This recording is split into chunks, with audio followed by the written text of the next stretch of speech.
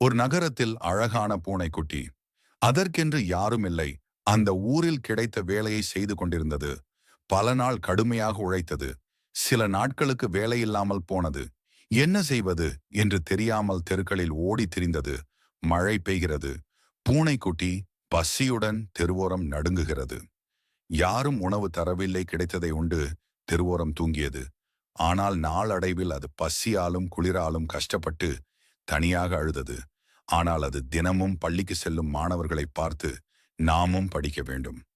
அதற்குள் ஒரு ஆதங்கம். ஒருவர் அந்த பூனையை பார்த்து படிக்கும் வயதில் ஏன் தெருவில் சுற்றி கொண்டிருக்கிறாய் என்று பள்ளியில் பூனையை சேர்த்து விட்டார்.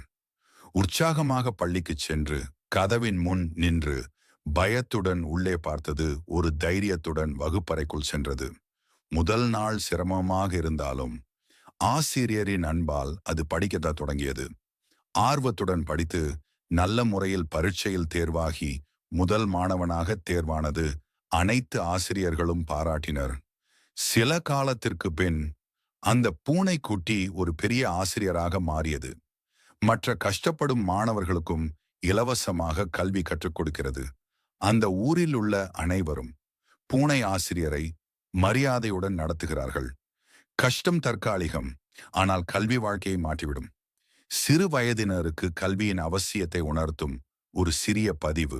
இந்த கதை உங்களுக்கு பிடித்திருந்தால் லைக், ஷேர், கமெண்ட் மற்றும் சப்ஸ்கிரைப் செய்யவும்.